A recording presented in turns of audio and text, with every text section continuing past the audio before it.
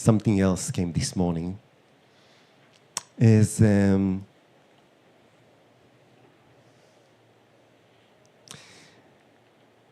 as some people approached me yesterday after the talk and said that they really liked the topic and the way it unfolded, especially the story from Sesame Street. It's like unbelievable. It brought so many like Samskaras for people.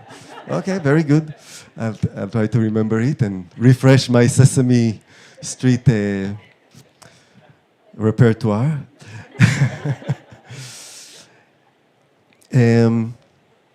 But one person came and said that the talk about being here and always wanting to go there. And then when we are striving and pushing and putting the effort and getting there, we find ourselves here. She said that one of the books that really inspired her and really transformed many things in her life was a book by Ram Dass called Be Here Now. And we hear a lot about this concept of, be here, be now, the power of now, and all these things.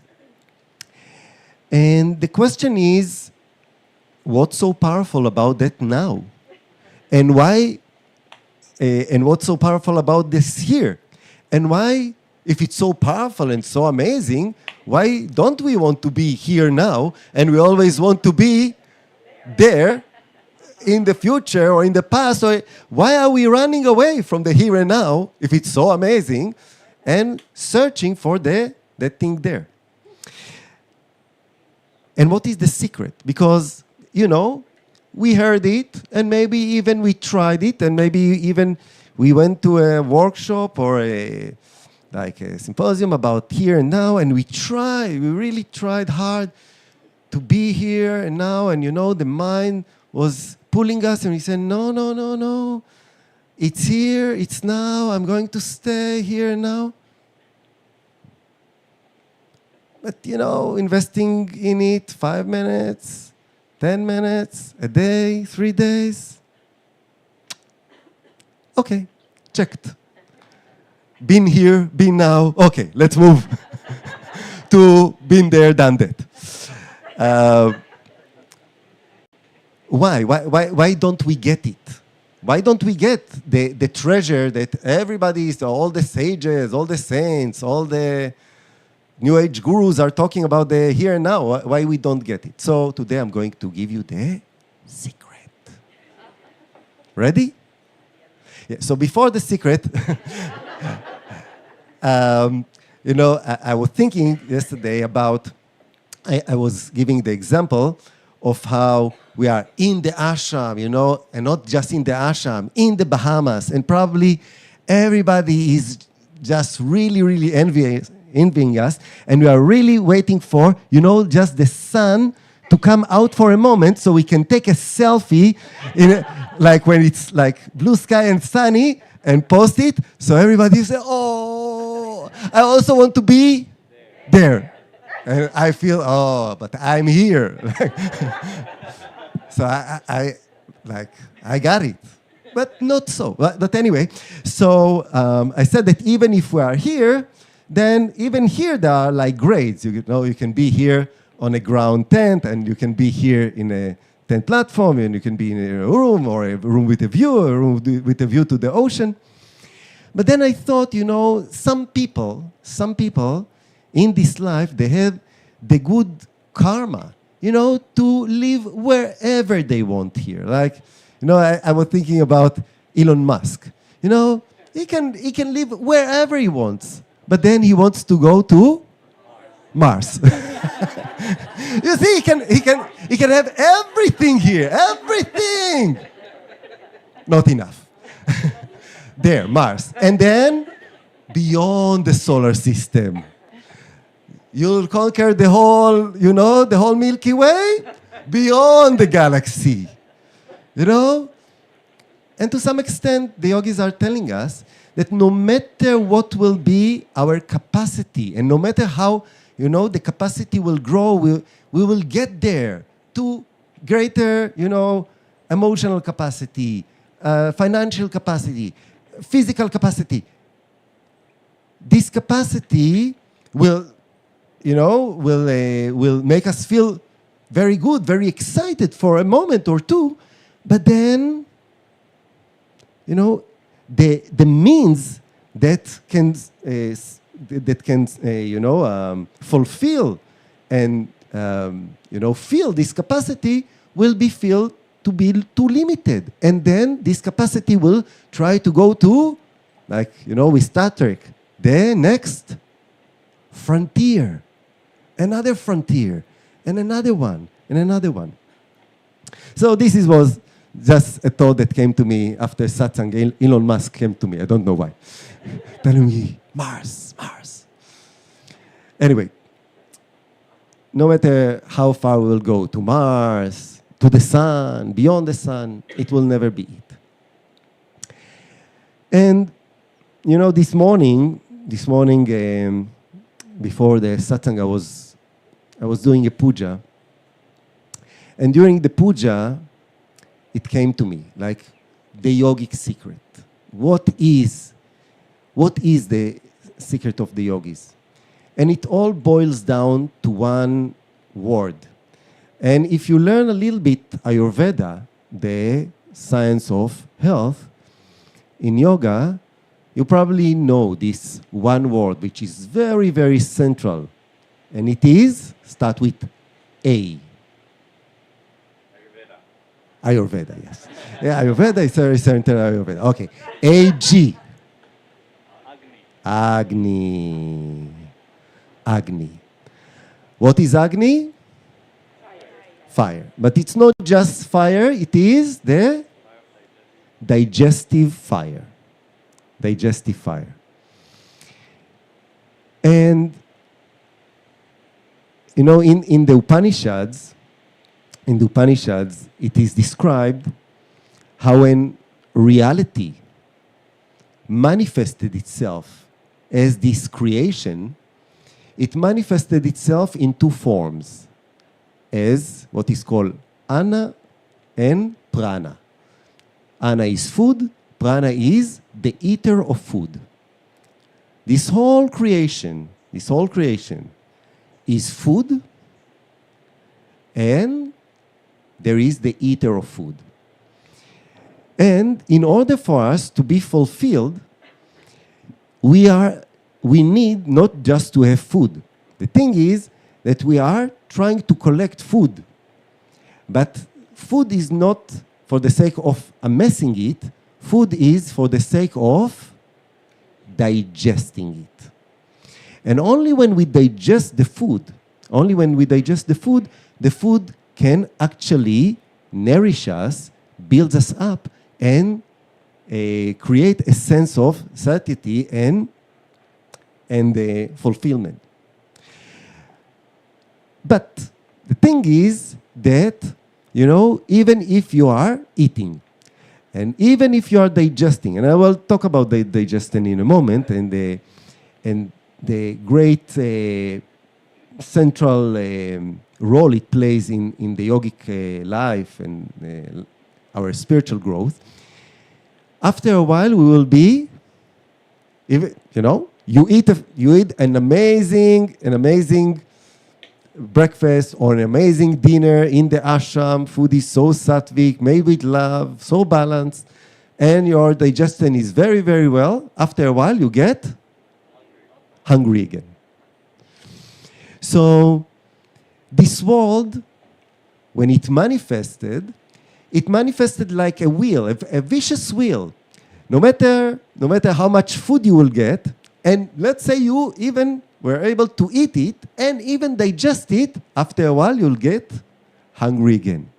So it's like an ever-going wheel. The yogis are telling us that there is a certain kind of eating that will enable us to go off the wheel and find that real thing, that reality, which is ever here, which is ever now, which is ever present, which is the perfection. You remember yesterday we were talking about the perfection.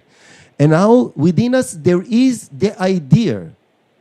Deep within us, there is the idea. It's not just an idea, it's like a knowing that when we will get it perfect, when we'll get the perfect home, the perfect family, the perfect job, the perfect position, the perfect possession, the perfect health, then everything will be perfect. So we are always striving for this perfection in the things, looking to get this perfection. But the yogis are telling us this perfection can never be built. You can never build this perfection. Because everything that you will bring together, everything that combines and comes together, have to eventually fall apart. So the perfection is not in the things. The perfection is in the reality from which everything arises. Everything is being sustained and everything reabsorbed and dissolved into. Realizing this perfection is what we are really after. How do we do it? And what is the role of Agni and digesting in it? In a moment. Let me just...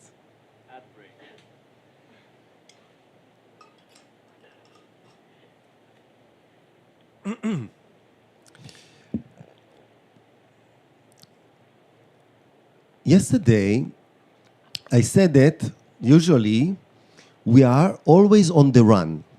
We are either running after another opportunity to get it perfect, or we are running away from some threatening situation, person, whatever it is, idea, that may destroy my perfect situation. So we are always on the run. And I said that this running towards or running away from is from what? We are running after or we are running away from what?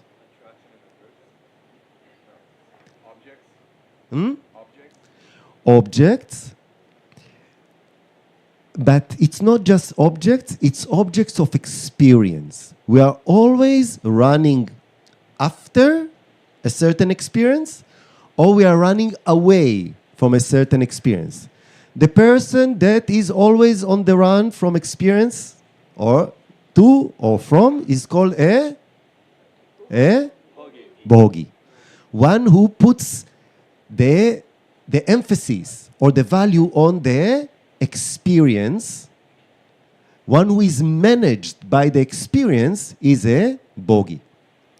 And I said the one that does not run away, does not run after, but learns to stand still or to sit still is a yogi.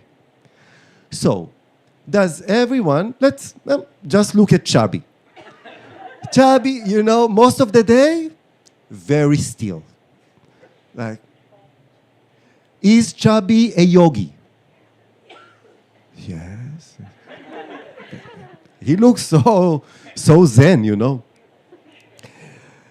Well, in order to be a yogi, it's not enough to just sit still. Krishna says in the Gita, if you are just avoiding actions, not doing anything, and, you know, just sitting still, not allowing the organs of actions to do their functions, you are a hypocrite. You are not a yogi. You are a hypocrite. So sitting still is not for the sake of sitting still. Being here and now is not just for the sake of being here and now. It is for the sake of being able to digest the here and the now.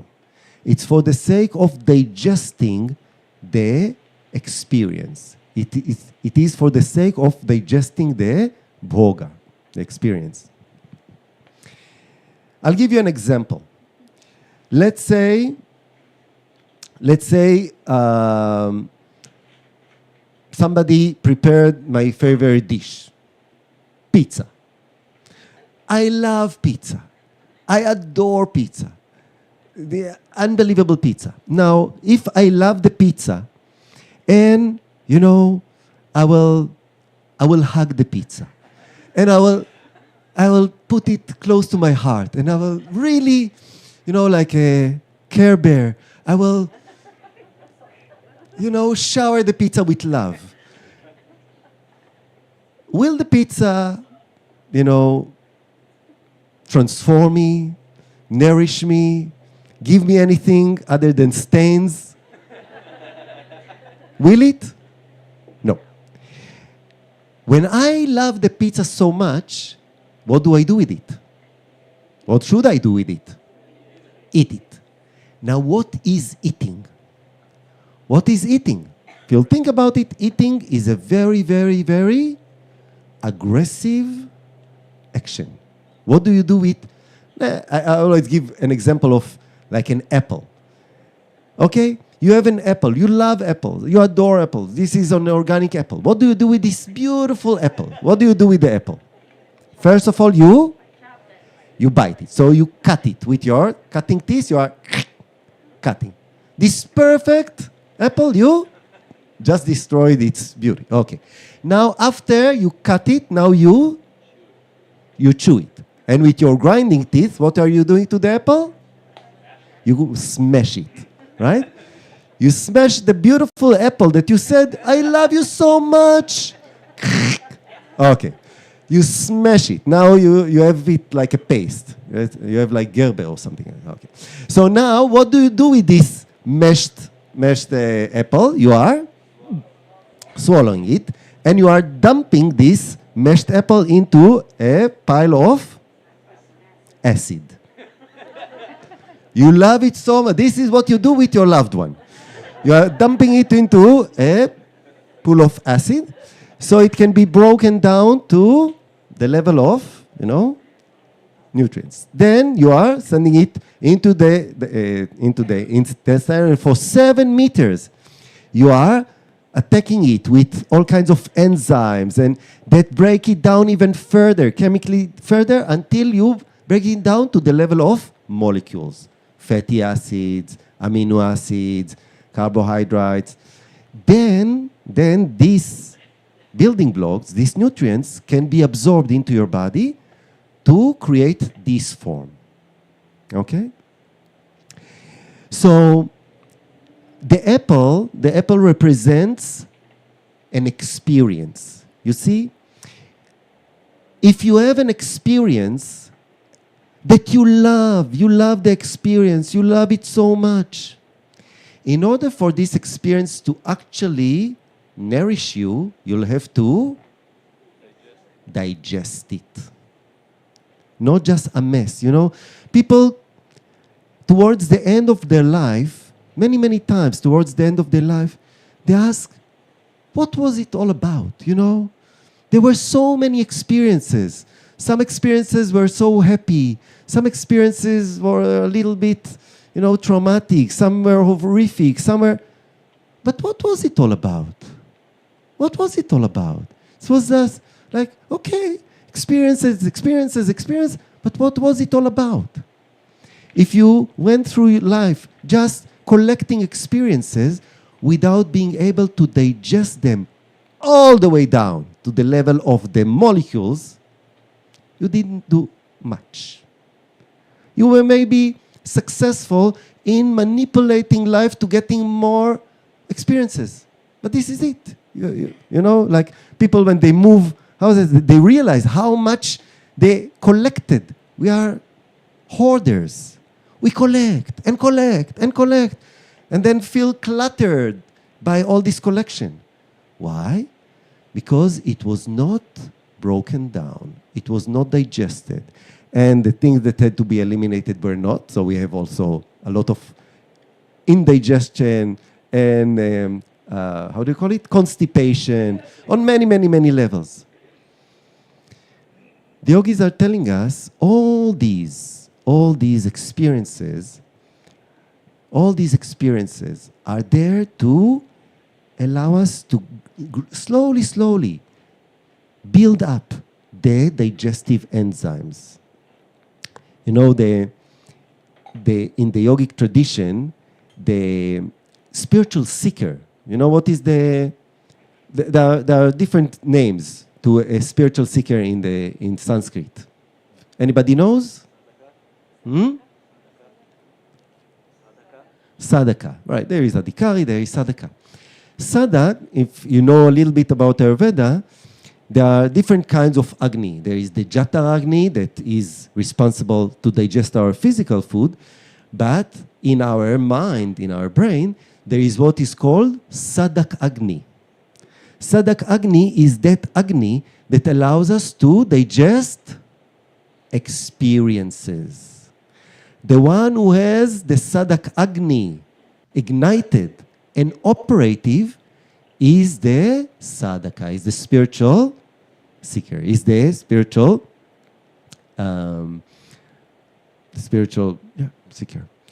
And what the yogi is doing when he is sitting still or being still in life, allowing experiences to come, because no matter if you are a bhogi and you're running away from the experiences or just a yogi, experiences will come to you. Karma will do its job and come to you. What the yogi is doing with the Sadak Agni is doing a puja or is doing a homa. In a few days, we're going to have tomorrow we're going to have the Ganapati Vidya Homa, in which the priest will have a fire ritual here. So he will have a homa pit, a fire pit, and into it he will, offer ghee, he will offer all kinds of articles, mantras into this fire. The yogi is taking this outer fire and bringing it in him.